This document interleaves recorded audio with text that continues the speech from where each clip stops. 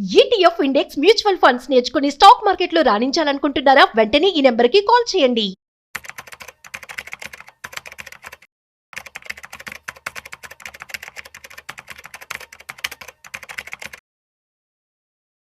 నమస్తే, welcome to Suman TV. నేను విష్ణు. ప్రస్తుతంతో పాటు ప్రముఖ స్టాక్ మార్కెట్ అనలిస్ట్ సుందరరామరెడ్డి గారు ఉన్నారు. సార్తో మాట్లాడదాం. సార్ నమస్తే. సార్ నమస్తే. Welcome to Suman TV. So Sundararamareddy గారు, ఇవాళ మార్కెట్ క్లోజింగ్ ఎక్కడుందో చూద్దాము. 24th September Wednesday. సెన్సెక్స్ విషయానికి వస్తే 386 పాయింట్ల నష్టంతో 81,715 వద్ద క్లోజ్ అయింది. నిఫ్టీ విషయానికి వస్తే 112 పాయింట్ల నష్టంతో 25,056 వద్ద క్లోజ్ అయింది. ఎందుకంటారు? లాస్ట్ ఒక 4-5 సెషన్స్ నుంచి మార్కెట్లు కొంత తడబాటుకు గురి అవుతున్నాయంటారు. రీజన్స్ ఏంటి అసలు? అండ్ పర్టికులర్గా ఇవాళ టాప్ గెయినర్స్ ఎవరు అండ్ లూజర్స్ ఎవరు? సో బేసికల్గా మార్కెట్ అంతకు ముందు ఆల్మోస్ట్ 1000 పాయింట్లు 14 డేస్లో కంటిన్యూస్గా మూవ్ అయిందండి. సో మార్కెట్ ఎప్పుడైనా సరే మోర్ దెన్ 5 to 6 days కంటిన్యూస్గా వన్ డైరెక్షన్ పోతున్నప్పుడు ఏదో టైంలో ఇది రెసిడెంట్ రిసీవ్ చేసుకుంటుంది అనమాట. మనం అనుకుంది 25,700లో రెసిడెంట్ వచ్చిద్దేమో అనుకున్నాం, బట్ 5,000 దగ్గర వచ్చిందనమాట. ఇప్పుడు లాస్ట్ 5 days నుంచి మళ్ళీ కంటిన్యూస్గా ప్రాఫిట్ బుకింగ్ జరుగుతుంది. కాకపోతే అంత సివియర్గా ఏం పట్టలేదండి. అంత బ్యాడ్ న్యూస్ వచ్చిన రోజుల్లో కూడా టారిఫ్ న్యూస్ వీసాల మీద వచ్చిన రోజు కూడా అంతేం పడలేదు ఓవరాల్గా. నిఫ్టీ 1% ప్లస్ ఆర్ మైనస్ అనేది నార్మల్ వాలటిలిటీ అండి. దాన్ని మనం వాలటిలిటీ కూడా అనకూడదు, దాని నార్మల్ రేంజ్ అనమాట. సో అందుకని మార్కెట్ రోజు కరెక్షన్ అవుతుంది లాస్ట్ 5 days నుంచి అనే, కానీ ఇట్స్ నార్మల్ ప్రాఫిట్ బుకింగ్ అనుకోవచ్చు మనం. ఏదైనా సరే నిఫ్టీ సెంటిమెంటల్గా ఉన్న 25,000 దగ్గరకు వచ్చింది కాబట్టి బిగ్ రౌండ్ నెంబర్ దగ్గర అక్కడ సపోర్ట్ తీసుకునే ఛాన్స్ ఎక్కువ ఉంది. ఇప్పటికే 5 days నుంచి రోజు పడుతుంది కాబట్టి స్వింగ్ కూడా లిటరల్లీ ఓవర్ సోల్డ్ దాని దగ్గరలోకి వస్తుంది కాబట్టి రేపు లేదా ఎల్లింట్లో మార్కెట్ మళ్ళీ బౌన్స్ అయ్యే ఛాన్స్ ఎక్కువ ఉంటుంది. అందుకని దాని డీప్ కరెక్షన్ అనలేము, ఎందుకంటే 14 days one way direction market పెరిగినప్పుడు నెక్స్ట్ 5-6 days రిట్రేస్మెంట్ అనేది మామూలు ఇష్యూ. రైట్. సో ఇప్పుడు ట్రంప్ ఫియర్స్ అనేవి ఆల్మోస్ట్ ఒక 10 months నుంచి ట్రంప్ ఫియర్స్ తో మార్కెట్లలో వాలటిలిటీ నడుస్తూనే ఉంది. సో ఇంకా ఎప్పటి వరకు ఎక్స్పెక్ట్ చేయొచ్చు అంటారు ట్రంప్ ఫియర్స్ మార్కెట్స్ కి? అసలు బేసికల్ గా ఈ ట్రంప్ ఉన్న ఈ 3 సంవత్సరాలు కూడా ఏదో ఒక ట్వీట్ చేస్తూనే ఉంటాడు, మార్కెట్ టోలుకి పెడుతూనే ఉంటుందండి. అయితే ఇండియన్ మార్కెట్ ఇంత అండర్ పర్ఫార్మెన్స్ కారణం ట్రంప్ అలోన్ రీజన్ అంటే ఖచ్చితంగా కాదండి. వరల్డ్ వైడ్ గా చూసుకున్నాం అనుకోండి, ఏ మార్కెట్ అయినా సరే ఎఫ్ఐఎస్ సపోర్ట్ లేకపోతే అండ్ మార్కెట్ బాగా మూవ్ అవుతున్నప్పుడు, వేరే మార్కెట్ అని చీపర్గా దొరుకుతున్నప్పుడు ఇంటర్నేషనల్ ఇన్వెస్ట్మెంట్ ఏది ఇండియాకి రావట్లేదు. ఆ టైంలో ఏమవుతుందంటే ఎక్కడైతే చీపర్ ఉందో ఆ మార్కెట్ ఫ్లో అవుతుంది. ఎగ్జాంపుల్ హాంకాంగ్ అండ్ చైనా ఈ సంవత్సరం నెంబర్ 1లో కూర్చునేవి, ఎందుకంటే అవి లో పీఈతో ట్రేడ్ అవుతున్నాయి కాబట్టి. అండ్ ఇండియా వాళ్ళు ట్రెడిషనల్గా 20 నుంచి 22 పీఈ ట్రెడిషనల్గా అది ఫెయిర్ వాల్యూ అనమాట. ప్రస్తుతానికి మార్కెట్ డిస్కౌంట్లు ఏం లేదు. అంటే 14 నెలల నుంచి మార్కెట్ 0 రిటర్న్స్ వస్తున్నా సరే and Nifty and Sensex EPS పెరుగుతున్నా సరే మార్కెట్ అయితే డిస్కౌంట్లు ఏం లేనట్లకే అండి. అందుకని ఈ టైంలో పడకుండా ఉండటమే గొప్ప అనుకోవచ్చు మనం, ఎందుకంటే డొమెస్టిక్ నుంచి రిటైలర్ దగ్గర నుంచి కావచ్చు, లేకపోతే మ్యూచువల్ ఫండ్ దగ్గర నుంచి కానీ బాగా మనీ వస్తుంది కాబట్టి పడకుండా ఉంది. మనం ఇలా చూసుకుంటే ఈవెన్ అమెరికాలో కూడా 1980 దగ్గర నుంచి 1992 వరకు కూడా వాళ్ళ 6 times పెరిగింది నాస్డాక్ డోజన్స్ యొక్క EPS, but literally stock market 0 returns వచ్చినాయి. దాని మీనింగ్ ఏంటంటే మార్కెట్ అప్పుడప్పుడు టైం కరెక్షన్ అవ్వటం అనేది మామూలు విషయం. అంటే నేను అనుకోవటం ఏంటంటే లాస్ట్ 22లో కూడా వచ్చేస్తుంది 2 years టైం కరెక్షన్. ఈసారి కూడా ఆల్రెడీ అలాంటి జోన్లో ఉన్నామేమో అనిపిస్తుంది. అది జోన్ 1 కంటిన్యూ కనుక అయితే అది మేబీ దివాళీ టైం కల్లా కనుక market all time high breakout అయితే అయింది. లేదు అనుకోండి ఇంకా డిసెంబర్కి హాలిడేస్ మూడ్లో ఉంటుంది, అది బ్రేక్అవుట్ అవ్వదు. అంటే ట్రెడిషనల్గా జనవరి ఫిబ్రవరి అసలు బ్రేక్అవుట్ అయ్యే ఛాన్సే లేదు. హిస్టారికల్గా మనం చూసుకుంటే కనుక జనవరి 1 ఫిబ్రవరి 70 to 80% న్యూట్రీ రిటర్న్స్ వస్తాయి లాస్ట్ డికేడ్ నుంచి. మార్చి మంత్లో బ్రేక్అవుట్ అవ్వాలి అయితే ఇది.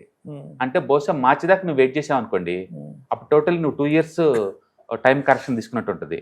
సేమ్ ఇదే ప్యాటర్న్ 2 years బ్యాక్ రిపీట్ అయింది, బ్రేక్అవుట్ అయింది, క్విక్గా మూవ్ అయింది మార్కెట్. మళ్ళీ ఇప్పుడు లాస్ట్ 14 months నుంచి కన్సల్టేషన్ అవుతుంది. దాని మీద ఏంటంటే హిస్టరీ ఆల్వేస్ రిపీట్ అన్నట్టు మార్కెట్ అప్పుడప్పుడు ఏదో టైం కరెక్షన్ కానీ ప్రైస్ కరెక్షన్ కానీ కంపల్సరీ. అందుకని మనం టూ మచ్గా మార్కెట్ పడిద్ది ఈ ట్రంప్ ట్వీట్స్ వల్ల లేకపోతే ఇంకో దాని వల్ల అనుకోవడానికి ఏం లేదు. నేను అనుకోవడం ఏంటంటే మార్కెట్ ఇంకా బ్రేక్అవుట్ అయితేనేమో దివాళీ కల్లా ఈ ఉత్సాహంతో బ్రేక్అవుట్ అవ్వాలి, ఏది ఆల్ టైమ్ హై. లేదు అనుకుంటే కనుక టైం కరెక్షన్కి వెళ్ళిపోయి మళ్ళీ మార్చి మంత్ సెకండ్ హాఫ్ నుంచి ఇంకా బ్రేక్అవుట్ అయ్యే ఛాన్స్ ఎక్కువ ఉంది. అప్పటి వరకు టైం కరెక్షన్ ఉండొచ్చు, బట్ ప్రైస్ కరెక్షన్ ఛాన్స్ లేదు. సో ఇప్పుడు లాస్ట్ సెప్టెంబర్ మంత్ ఎండ్కి సినారియో చూస్తే 27th సెప్టెంబర్ తర్వాత నుంచి మార్కెట్లలో విపరీతమైన వాలటిలిటీ చూసాము. సో అప్పట్లో మెయిన్ ఉన్న రీజన్ ఏంటంటే ఎఫ్ఐఎల్ మొత్తం ఎగ్జిట్ అయిపోయి వెనక్కి వెళ్ళిపోతున్నారు అనేది అవును. అప్పుడు మనం చూసిన అవును. చాలా పెద్ద scenario. ఇప్పటికి అదే రీజన్ కంటిన్యూ. ఇప్పటికి కూడా ఇంకా అదే కంటిన్యూ అవును అవుతుంది. అవును ఏంటి ఆల్మోస్ట్ ఒక 12 months. అవును అవును 12 months కాదండి, లాస్ట్ 10 years నుంచి ఎఫ్ఐఎస్ పెట్టింది నెట్ గా 2 years. లాస్ట్ 12 years లో నెట్ ఇన్వెస్ట్మెంట్ వాళ్ళు చేసింది 2 years. Okay. Rest of the years మాత్రం ఎవ్రీ ఇయర్ డబ్బు తీస్తూనే ఉన్నారు బ్యాక్ సైడ్ కి. లాస్ట్ ఇయర్ అంటే ఆగస్ట్ మంత్ డేటా ప్రకారం ఎఫ్ఐఎస్ హోల్డింగ్ ఇండియాలో లోయెస్ట్ లెవెల్లో ఉన్నాయి. అండ్ లిటర్లీ 72 లక్షల కోట్లకి వచ్చింది వాళ్ళది. That is the lowest in to last 13 years. అందుకని ఎఫ్ఐఎస్ ఎవరు ఇన్వెస్ట్ చేయట్లేదు హెవీగా. అఫ్ కోర్స్ మనం తీస్తున్న secondary market data. Primary market లో ఎవ్రీ ఇయర్ 200 ఐపీఓస్ వస్తున్నాయి లైన్ లోకి. వాళ్ళు అందులో పొజిషన్ పెట్టుకుంటున్నారు. కాబట్టి అది నెగిటివ్ అని చెప్పలేము మనం, అది నెగిటివ్ అని చెప్పలేము. ఏదైనా కావచ్చు, అబ్రాడ్ నుంచి అయితే సెకండరీ మార్కెట్కి మనీ రాకపోగా ఇంకా ఎవ్రీడే మైనస్ అవుతుంది అది. అదే టైంలో వాళ్ళు మైనస్ చేసిన దాన్ని డొమెస్టిక్ మనీ మ్యూచువల్ ఫండ్స్ కావచ్చు లేదా రిటైల్స్ కావచ్చు పెనిట్రేషన్ ఎక్కువ ఉంది. వాళ్ళు పెట్టడం వల్ల బ్యాలెన్స్ అవుతుంది, అట్లీస్ట్ మార్కెట్ నిలబడుతుంది అంతే. అట్లా టైం కరెక్షన్ నేను అనుకోవటం ఏంటంటే ఇంత ముందు కూడా 2 years వచ్చింది, 21-22 వచ్చింది. కోవిడ్ అప్పుడు బ్లాస్ట్ అయింది కదా, 2 years సైడ్ మార్కెట్కి వెళ్ళిపోయింది. తర్వాత మళ్ళీ బ్లాస్ట్ అయింది, మళ్ళీ 24-25 సేమ్ అదే టైం కరెక్షన్ నడుస్తుంది. కాబట్టి ప్రైస్ కరెక్షన్ అంటే మరి టూ మచ్ పడుతుందని మనం ప్యానిక్ అవ్వాల్సిన పని లేదు, జస్ట్ ఇది టైం కరెక్షన్ అంతే. అందుకని ఈ మార్కెట్ 25 దగ్గర రొటేట్ అవుతా ఉండొచ్చు. సినారియో నెంబర్ 1, మార్చి సెకండ్ హాఫ్లో బ్రేక్అవుట్ అవుతుంది ఆల్ టైమ్ హై, అదొక సినారియో. సినారియో నెంబర్ 2, మార్కెట్ కనుక బూస్ట్ కనుక అయితే దివాళీ టైంకే అవ్వాలి, లేదంటే ఇంకా అవ్వదు. అంటే ఇప్పుడు నాకు అర్థం కాని విషయం ఏంటంటే ఏంటి అంటే మన మార్కెట్ల నుంచి వెళ్ళిపోదాం అనుకున్న ఆలోచనలు ఎఫ్ఐలు ఎందుకున్నది ఇంత కంటిన్యూస్గా? అంటే వాళ్ళకి ఇక్కడ వచ్చిన నష్టం ఏంటి, వాళ్ళు ఇక్కడ కోల్పోతున్నది ఏంటి, నాకు అర్థం కావట్లేదు. బేసికల్ గా చెప్పాను కదా, మనం లోకల్ కాబట్టి లోకల్ ఫేవర్ గా మాట్లాడుతున్నాము. ఇప్పుడు రూపీ ఆల్ టైమ్ లోలో ఉంది. What does mean? ఇక్కడ డబ్బు పెట్టినా కూడా వాళ్ళకి పెద్ద రాదు అని అర్థం. డాలర్లు ఇన్వెస్ట్ చేయాలి కదా, వాళ్ళు డాలర్లు ఇన్వెస్ట్ చేయాలి. రెండోది గోల్డ్ బీభత్సంగా పర్ఫార్మెన్స్ ఈ రోజుల్లో. అసలు ఏ స్టాక్ మార్కెట్ లో ఎందుకు పెట్టుకోవాలా? గోల్డ్ పెట్టామనుకోండి, అది మార్నింగ్ ఆగానే 1% ప్లస్ అవుతుంది ఎవ్రీడే. ఏంటది ఆ బీభత్సంగా 50%? ఒక మెటల్ అంత పెరటం అనేది మన చరిత్రలో చూడలా. అసలు రిటైల్ మార్కెట్ లో దాదాపు 1,20,000, 1,19,20 గెలిపింది 24 carats రిటైల్ మార్కెట్ లో. మార్కెట్ పెరగటం, గోల్డ్ పెరగటం చూసాం కానీ ఆ అగ్రెసివ్నెస్ మనం చూడలేదు. ఈవెన్ ట్రెడిషనల్ పీపుల్ కూడా ఆ మూవ్ని ఎక్స్పెక్ట్ చేయలేరు. అంతగా పెరుగుతున్న ఈ టైంలో ఏ మార్కెట్లో ఎందుకు పెట్టాలి? సో అక్కడ డాలర్ స్ట్రెంథెన్ అవ్వడము, ఇక్కడ రూపీ వీక్ కారణాన్ని వాళ్ళు అది అయ్యుండొచ్చు. రెండోది ఇంటర్నేషనల్ గా ఇండియన్ మార్కెట్ తో పోల్చుకుంటే బెటర్ మార్కెట్ చాలా ఉన్నాయి వాళ్ళకి. చాయిస్ చైనా ఉంది, హాంకాంగ్ ఉంది, అంటే చాలా యూరోపియన్ కంట్రీస్ లో కూడా చెప్పరుగా ఉన్నాయి మార్కెట్స్. అందుకని వాళ్ళకి గ్రోత్ ఒకటే కాదు అండ్ మిగతా కూడా తీసుకుంటారు. ఇండోనేషియా ఉంది, మనకన్నా బెటర్ రిస్క్ తోటి రివార్డ్ తోటి బాగుంది. అందుకని వాళ్ళకి చాయిస్ ఎక్కువ ఉంది. అందుకని ఇండియన్ సెకండరీ మార్కెట్ లో వాళ్ళు నిరంతరం ప్రాఫిట్ బుక్ చేస్తున్నారు, ఎవ్రీ మంత్ చేస్తున్నారు, ఎవ్రీ ఇయర్ చేస్తున్నారు. బట్ అదే టైంలో ప్రైమరీ మార్కెట్లో వాళ్ళు ఇన్వెస్ట్ చేసుకుంటూ వెళ్తున్నారు ఆ మనీ.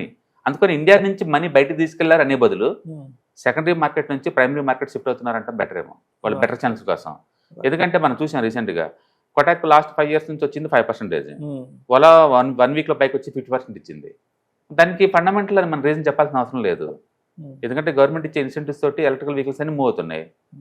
వాళ్ళ కూడా 1 week లో పెరిగిపోయింది. దాని మీనింగ్ ఏంటంటే ఎఫ్ఐఎస్ అన్ని ట్రెడిషనల్ గా ఉన్న సెకండరీ మార్కెట్ ని నెగ్లెక్ట్ చేసుకుంటూ అంటే ప్రైమరీ మార్కెట్ మూవ్ అవుతా ఉన్నారు. అట్లా వాళ్ళు చేసుకుంటున్నారు. రెండోది గోల్డ్ బీభత్సంగా పెరుగుతుంది కాబట్టి గోల్డ్ కల్లి కూడా కొంతమంది షిఫ్ట్ అయ్యింది. కొంత మార్కెట్ ఈక్విటీ ఇన్వెస్ట్మెంట్స్ అనేవి గోల్డ్ మార్కెట్ లోకి డైవర్ట్ అవుతుంది. అట్లా ఓవరాల్ వాళ్ళ రీజన్స్ వాళ్ళకు ఉండొచ్చు. బట్ టైం కరెక్షన్ మంచిదే మనం అనుకుంటాం కానీ ప్రతిసారి పరిగెత్తుకుంటూ వెళ్ళినా ఎక్కడొక్కడ ఆగాల్సిందే. అందుకని ఇదేంటంటే లేట్ గా వచ్చే వాళ్ళు కూడా ఇంకో రకమైన ఛాన్స్ మార్కెట్ లో ఆపర్చునిటీ. కాకపోతే ఏంటంటే లాస్ట్ 1 year నుంచి 1.5 year నుంచి ఎంటర్ అయిన రిటైలర్స్ అందరికి ఏంటంటే they do expect 20% kind of moves అన్నమాట ఎవ్రీ ఇయర్. అట్లా మార్కెట్ అలా పనిచేయదండి, మార్కెట్ అలా పనిచేయదు. కొన్ని సంవత్సరాలు ఫ్లాట్ రిటర్న్స్, కొన్నిసార్లు నెగిటివ్ రిటర్న్స్, కొన్నిసార్లు ఎక్స్ట్రాడినరీ రిటర్న్స్ వస్తాయి. లాస్ట్ 2 years నుంచి ఏమి రాలేదు కాబట్టి మనం 26లో మనం ఎక్స్పెక్ట్ చేయొచ్చు, పెద్ద మూవ్స్ని ఎక్స్పెక్ట్ చేయొచ్చు. ఎందుకంటే నార్మల్ జీడిపి గ్రోత్ మనది 6.5 దాకా ఉంది. అంటే జిఎస్టీ పుణ్యం అంటూ ఇంకొంచెం ఇన్ఫ్లేషన్ తగ్గిద్ది, సేవింగ్స్ పెరుగుతున్నాయి కాబట్టి ఆ అమౌంట్ కూడా మార్కెట్లోకి వచ్చే ఛాన్స్ ఉంది. అమెరికాతో కనుక ఈ డిసెంబర్ కల్లా అగ్రిమెంట్ జరిగినాయి అనుకోండి, డెఫినెట్గా GDP going to move to 7.5, 1% add చేసుకుంటుంది. అప్పటికల్లా పాజిటివ్ మూవ్స్ వస్తాయి కాబట్టి ఎంతకంత ఎక్స్పెక్ట్ చేయొచ్చు. ఏదైనా కానీ నిఫ్టీ ఎప్పుడైనా మైనస్ కానీ లేదా ఫ్లాట్ రిటర్న్స్ వచ్చిన 10 సారి కూడా దగ్గర ఇయర్లో నీకు డబుల్ డిజిట్ రిటర్న్స్ మనం ఎక్స్పెక్ట్ చేయొచ్చు అన్నమాట. సో మొత్తానికి ఇవాళ వెడ్నెస్డే మార్కెట్లో కొంత తడబాటుకు గురి అవ్వడానికి లాస్ట్ ఒక 3-4 days బ్యాక్ H1B వీసాలకు సంబంధించి ట్రంప్ తీసుకున్న నిర్ణయాలు అండ్ మరొక రీజన్ ఏంటంటే ఎఫ్ఐఎల్ వైపు నుంచి చూస్తే ఇక్కడ డాలర్ స్ట్రెంత్ అవడం, రూపీ కొంచెం వీక్ అవడం, ఇటువంటి కారణాల చేత బేసికల్ మోర్ Market సెంటిమెంటల్ చిన్న ఇది, మోర్ సెంటిమెంటల్ లెస్ అంటూ ద ఎందుకంటే ఐటీ కంపెనీస్ అన్ని కూడా 1-2% మా ప్రాఫిట్ ఎఫెక్ట్ అవుతుంది అంటున్నారు తప్ప దీనివల్ల మేము సివియర్ గా ఎఫెక్ట్ అవుతాము, బిజినెస్ లాస్ అవుతామని ఒక్క కంపెనీ కూడా ఇంతవరకు ఎన్ఎస్సికి ఫైల్ చేయలేదు. అందుకని ఇది ఓవరాల్ సెంటిమెంటల్ ఎఫెక్ట్ అవుద్ది. రాబోయే బిజినెస్ ఆగిద్దేమో అని వాళ్ళ ఉద్దేశం, అంతే. కరెంట్ బిజినెస్ కాదు, రాబోయే బిజినెస్. బట్ అవుట్ సోర్సింగ్ ఉన్న ఈ రోజుల్లో, రెండోది గ్లోబల్ కెపాసిటీ సెంటర్లు మన దగ్గరికి వస్తున్న ఈ రోజుల్లో ఏదో ఒక రూట్ లో దాని రూట్ అది చూసుకుంటది. కాబట్టి ట్రంప్ ఈ H1B వీసాలు పెంచినా కూడా ఎంతో అవసరం అనుకుంటే తప్ప అమెరికా పంపించకుండా ఇక్కడ నుంచి చేసుకోవచ్చు వర్క్ అంతా. కాబట్టి వాళ్ళు ఏదో విధంగా దాన్ని కాంపెన్సేషన్ చేస్తారని అనుకుంటున్నాను. టీసీఎస్ ఇప్పుడు అందరు కూడా స్టేట్మెంట్ ఇచ్చారు, 2-3% వరకు వాళ్ళ ప్రాఫిట్లు ఎఫెక్ట్ అవ్వచ్చు దీనివల్ల. అది కూడా నెక్స్ట్ ఇయర్ బ్యాలెన్స్ షీట్, ఈ సంవత్సరం కాదు. కాబట్టి అది పెద్ద న్యూస్ కూడా కాదు. కాబట్టి సెంటిమెంటల్ గా మెజారిటీ H1 వీసాస్ మొత్తం ఇండియన్స్ కన్జ్యూమ్ చేస్తారు 75%. మన ఐఐటీలోనే ఆల్మోస్ట్ 17,000 మంది అక్కడికి వెళ్ళిపోతారు. ఇప్పుడు వాళ్ళల్లో 90% పోలేరు ఇంకా రూట్లో. కాబట్టి సెంటిమెంటల్ గా అది ఎఫెక్ట్ ఉంది. కాబట్టి అట్లా దానివల్ల మార్కెట్ లో రిపుల్ ఎఫెక్ట్ ఉంది. ఏదైనా కానీ మార్కెట్ లో లాస్ట్ 5 days నుంచి పడే పద్ధతి చూసినా సరే అది 300-400 ఏం పడతలేదు. ఎవ్రీడే 100 పాయింట్లు 120 పాయింట్స్ అలానే పడుతుంది. ఈ 5 days కలిపి కూడా అది పడింది హార్డ్లీ 400 పాయింట్స్ పడింది అంతే, అంటే 2% పడింది. అంటే మార్కెట్ ఏంటంటే బయింగ్ సపోర్ట్ లేక ప్రాఫిట్ బుకింగ్ ఎక్కువ పడుతుంది తప్ప షార్టింగ్ ఏం పడతలేదు. కాబట్టి నార్మల్ ప్రాఫిట్ బుకింగ్ అనుకోవచ్చు. మేబీ బిగ్ గ్రౌండ్ నెంబర్ 25,000 దగ్గర సపోర్ట్ కనుక తీసుకుంటే, రేపు కనుక తీసుకుంటే మళ్ళీ పికప్ అయ్యే ఛాన్స్ ఎక్కువ ఉంది. సో నార్మల్ ప్రాఫిట్ బుకింగ్ అనుకోవచ్చు దీని మనం. సో ఇప్పుడు కరెంట్ మార్కెట్లో అయితే బాగా మొన్నటిదాకా మూవ్ అయిన కౌంటర్ కూడా వీక్ అవుతున్నాయండి. అంటే కొత్తగా స్ట్రెంత్ అంటే ఎంఎన్సీ ఒకటి బాగుంది, అండ్ ఇన్ఫ్రాస్ట్రక్చర్ ఒకటి బాగుంది, and public sector banks, private banks కొంచెం మూవ్ అవుతున్నాయి. ఈ రోజు కొంచెం వీక్గా ఉంది కానీ లాస్ట్ 5 days అయితే బాగున్నాయి. అండ్ సిపిఎస్సి సెంట్రల్ గవర్నమెంట్ ఇవి బాగున్నాయి. అండ్ జిఎస్టీతో స్ట్రెంత్ అయిన ఆటో ఇండెక్స్లో ప్రాఫిట్ బుకింగ్ జరుగుతుంది. ఎనర్జీ సెక్టర్లో, కమోడిటీ సెక్టర్లో, ఆయిల్ అండ్ గ్యాస్ వీటన్నిటిలో అయితే ప్రాఫిట్ బుకింగ్ జరుగుతుంది ఆల్రెడీ. కాబట్టి ఎవరైనా నెక్స్ట్ వీక్ గేమ్ ఆడదాం అనుకుంటే MNC, private banks, public sector banks, CPSC వీటితో. Thank you sir, thank you so much Sundararayana garu. October 12వ తారీఖు మీకు దగ్గరలోని సిటీకి వస్తున్నాం. వైజాగ్, తిరుపతి అండ్ నెల్లూరు ఈ 3 సిటీస్లో ప్లాన్ చేస్తున్నాం. సో మీరు ఎవరైనా సరే స్టాక్ మార్కెట్ మీద passive income as well as active income కనుక ETFs, index funds and mutual funds ద్వారా ఎర్న్ చేద్దాం అనుకుంటే ఇది మంచి అవకాశం. సో మీరు ఎవరైనా సరే మీ దగ్గరలో సిటీస్ వాళ్ళు అనుకుంటే కనుక కింద స్క్రోల్ అవుతున్న నెంబర్పై పింక్ చేసుకొని మీరు సీటు రిజర్వ్ చేసుకోండి. సో ఇంతకుముందుతో పోల్చుకుంటే ఏంటి, ఇంతకుముందు మనం ఓన్లీ ఆన్లైన్లో తీసుకునే వాళ్ళం, ఇప్పుడు దాంతో పోల్చుకుంటే ఇది క్లాస్ రూమ్ ఎన్విరాన్మెంట్లో అనమాట. సో 1-to-1 ఇంటరాక్షన్ ఉంటుంది కాబట్టి మోర్ ఎఫెక్టివ్గా ఉంటుంది. కాబట్టి ఎవరికైనా ఇంట్రెస్ట్ ఉంటే ఈ 3 అసెట్ క్లాసులు నేర్చుకుందామని కింద స్క్రోల్ అవుతున్న నెంబర్పై పింక్ చేయండి. Thank you. హాయ్, స్టాక్ మార్కెట్లో వాలటిలిటీకి దూరంగా ఉంటున్నారా? పోర్ట్ఫోలియోస్ అన్ని కూడా రెడ్లో ఉండి బ్లీడ్ అవుతున్నాయా? అంటే స్టాక్ మార్కెట్లో ఉండి సస్టైనబిలిటీ ఉన్న బిజినెస్ మోడల్ లాగా, లేదా స్టాక్ మార్కెట్ లాంగ్ టర్మ్లో మంచి వెల్త్ క్రియేట్ చేసుకునేలాగా ప్లానింగ్స్ ఏమైనా ఉన్నాయా? అయితే అలాంటి వాళ్ళ కోసం ఈ ప్రోగ్రామ్ అండి. ETFs, index funds and mutual funds. మా స్టాక్ మార్కెట్లో ఉండి కూడా సెక్యూర్ వేలో మనీ మేక్ చేసుకునే పద్ధతి ఏదైనా ఉందంటే రిటైలర్స్కి ఈ 3 అనమాట. దీంట్లో కాంప్రహెన్సివ్గా మీకు ట్రైనింగ్ అండ్ గైడెన్స్ జరుగుతుంది. అండ్ వీకెండ్స్లో జరిగే ఈ ప్రోగ్రాంలో అటెండ్ అవటం ద్వారా ETFs, index funds and mutual ఫండ్స్లో మీ నాలెడ్జ్ పెంచుకోండి. మీ పోర్ట్ఫోలియో మీరే మెయింటైన్ చేయడం ద్వారా ఇయర్లీ యావరేజ్ మీద 20-30% మనీ మేక్ చేసుకోండి. All the best. Thank you.